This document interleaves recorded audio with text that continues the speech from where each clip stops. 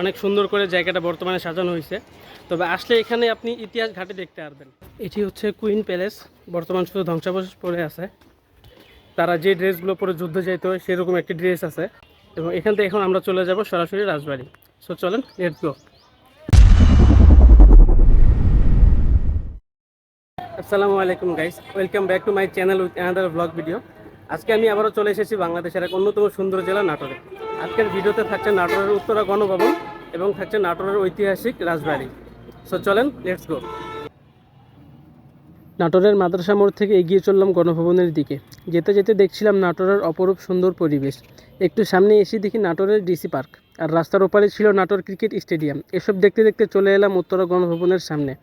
এসে দেখি অনেক মানুষের ভিড়, প্রায় 8 থেকে 10 মিনিট আমাকে লাইনে দাঁড়িয়ে থাকতে হলো টিকিটের জন্য।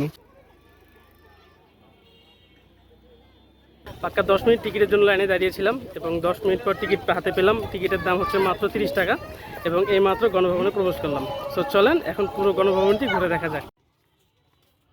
নাটোরের ঐতিহাসিক উত্তরা গণভবন একসময় ছিল দীঘাপাতিয়া রাজবাড়ি। এটি ছিল রাজাদের একটি সুন্দর এবং জমকালো প্রাসাদ, যেখানে তারা তাদের রাজকীয় জীবন কাটাতেন। পরবর্তীতে এই রাজবাড়িটি উত্তরা গণভবন নামে পরিচিত হয় এবং বর্তমানে এটি দেশের উত্তরাঞ্চলের একটি গুরুত্বপূর্ণ সরকারি ভবন। জায়গাটা অনেক সুন্দর, চারপাশে গাছপালায় ভরপুর, অনেক পুরাতন পুরাতন গাছ এবং প্রচুর গাছপালা দিয়ে জায়গাটাকে সাজানো হয়েছে এবং বেশ কিছু পুকুর আছে। আর ঈদ মোমেন্ট, তাই প্রচুর লোকজন, যেদিকেই তাকাচ্ছি সেদিকেই শুধু লোক। চারপাশের প্রাকৃতিক সৌন্দর্য আর এই বিশাল সাজানো বাগান এই পুরো জায়গাটিকে আরও আকর্ষণীয় করে তুলেছে। এখানে আসলে সত্যি অনেক সময় নিয়ে ঘুরতে হবে, অনেক কিছু আছে দেখার মতো এই জায়গাটিতে।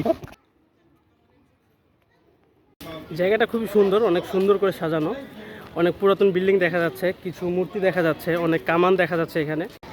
1736 সালে এই রাজ্যের রাজা ছিলেন রাজা দয়ারাম রায়। তিনি এই ভবনটির কাজ শুরু করেন 1826 সালে এবং এই ভবনটির কাজ শেষ হয় 1861 সালে। আর তিনি এই ভবনটিকে তৈরি করেছিলেন তার রাজ্যের প্রশাসনিক ভবন।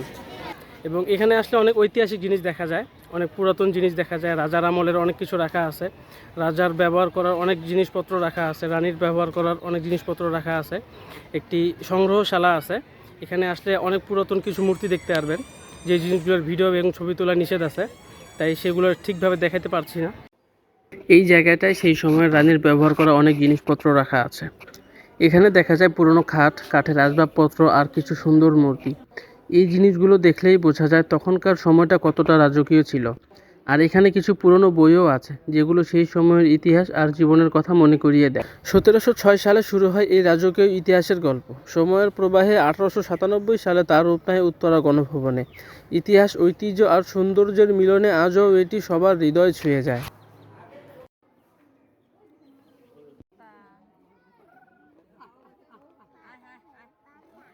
নাটোরের এই উত্তরা গণভবনে আসলে শুধু বিল্ডিং এবং গাছপালা দেখবেন না, এখানে আসলে দেখবেন বেশ কিছু প্রাণী।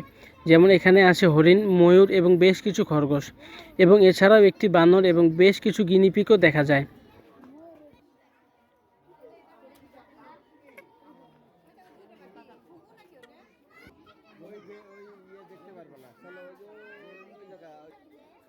আমাদের বাংলাদেশের অন্যতম একটি সুন্দর জেলা হলো নাটোর। এই জেলায় একদিকে রয়েছে চলন বিল, অন্যদিকে রয়েছে পাটুল বিল।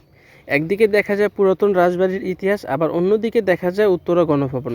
আর প্রাকৃতিক সৌন্দর্য উপভোগ করতে হলে আপনাকে যেতে হবে নাটোর গ্রিন ভ্যালি। অনেক সুন্দর, অনেক সুন্দর করে জায়গাটাকে সাজানো হয়েছে এবং এখানে আসলে আপনাকে 4-5 ঘন্টা সময় নিয়ে আসতে হবে, কারণ এই জায়গাটিকে আপনার পুরোপুরিভাবে ঘুরে দেখতে 4 থেকে 5 ঘন্টা সময় লাগবে। এবং অনেক ঐতিহাসিক জিনিস দেখতে পারবেন, অনেক পুরাতন জিনিস দেখতে পারবেন। রাজার আমলের অনেক কিছু রাখা আছে, কিছু ভবন আছে রাজার আমল, যেটি 200-300 বছর আগের, এবং রানীর জিনিসপত্র আছে অনেক, এবং রাজারও অনেক কিছুই রাখা আছে, অনেক কিছু মূর্তি আছে। এবং দেখলাম একটি যুদ্ধ ড্রেসও আছে, তারা যে ড্রেসগুলো পরে যুদ্ধ যাইতে হয় সেরকম একটি ড্রেস আছে। মোটামুটিভাবে পুরো গণভবন ঘোরা শেষ, যতটুকু পারছি আপনাদেরকে দেখানোর চেষ্টা করছি। এখন এখান থেকে বের হয়ে চলে যাব সরাসরি রাজবাড়ি। সো চলেন, লেটস গো। গণভবন থেকে বের হয়ে একটি অটো নিয়ে চলে আসলাম রাজবাড়িতে। এখানে আসতে সময় লাগলো 10 মিনিট এবং এখানে টিকিটের মূল্য হচ্ছে 20 টাকা, আর গণভবনের টিকিটের মূল্য ছিল 30 টাকা। সো চলেন এখন পুরো রাজবাড়িটি ঘুরে দেখা যাক। রাজবাড়ির ভিতরে প্রবেশ করে হাতের বাঁ পাশে এরকম একটি মন্দির আছে, বিশাল একটি মন্দির, এবং এই মন্দিরে অনেক মূর্তি রাখা আছে, বিভিন্ন দেবতার বিভিন্ন রকম মূর্তি। এই মূর্তিগুলো দেখে এখন যাব ভিতরের দিকে। ভিতরের দিকে আরও অনেক ভবন আছে, অনেক কিছু দেখার মতো আছে।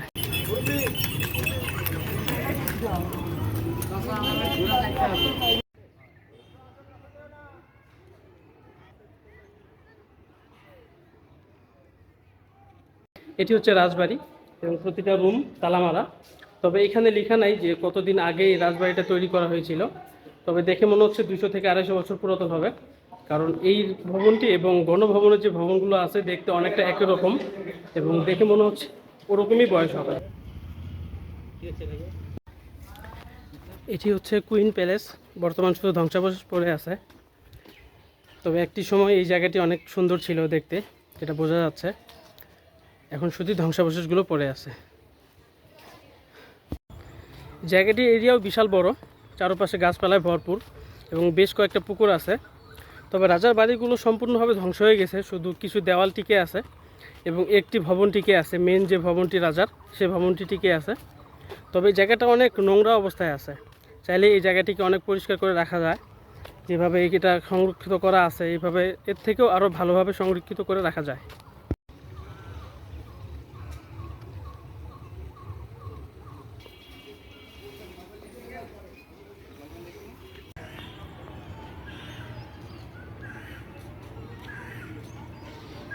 এটি হচ্ছে ছোট তরফ রাজপ্রাসাদ। বিল্ডিংটি পুরোপুরিভাবে এখনও টিকে আছে, কিছু কিছু জায়গা ফেটে গেছে। আর বড়টা ছিল মাছ পয়েন্টে, সেটা আপনারা আগেই দেখেছেন, এবং ওর পিছনে একটি ছিল মন্দির। নাটোরের এই রাজবাড়িতে আসে দেখতে পারবেন শুধু বিল্ডিংয়ের ধ্বংসাবশেষ আর ধ্বংসাবশেষ। রাজার আমলে যে এরিয়াটি করা হয়েছিল পুরোটি ভেঙে গেছে, অনেকগুলো বিল্ডিং ধ্বংস হয়ে গেছে, শুধু 2টি রাজপ্রাসাদ টিকে আছে। একটি হচ্ছে বড় রাজপ্রাসাদ, একটি হচ্ছে ছোট রাজপ্রাসাদ। তবে ওই বিল্ডিংগুলোতেও কাউকে ঢুকতে দেওয়া হয় না, 2টি তালামারি দেওয়া আছে যেন কেউ প্রবেশ করতে না পারে, কারণ বিল্ডিংগুলো জায়গায় জায়গায় ফেটে গেছে। মানুষের সেফটির জন্য এই জায়গাগুলোতে ঢুকতে দেওয়া হয় না। এখানে আসতেই দেখি একদম মেলার মতো পরিবেশ, চারদিকে মানুষ আর আনন্দে ভরপুর। আমি আজ উত্তরা গণভবন আর এই ঐতিহাসিক রাজবাড়ি ঘুরে অনেক সুন্দর কিছু দেখলাম আর নতুন কিছু জানলাম। জায়গাটা সত্যিই দারুণ লেগেছে আমার। আপনাদেরও একবার এখানে আসা উচিত, আশা করি আপনাদেরও ভালো লাগবে। রাজবাড়ির ভিতরে পুরোপুরিভাবে একটি মেলা বসানো হয়েছে, যেটা বলা যায়।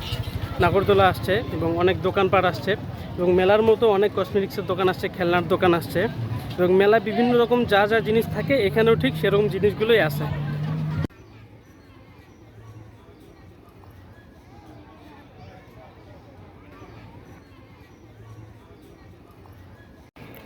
সম্পূর্ণভাবে নাটোরের রাজবাড়ি ঘোরা শেষ।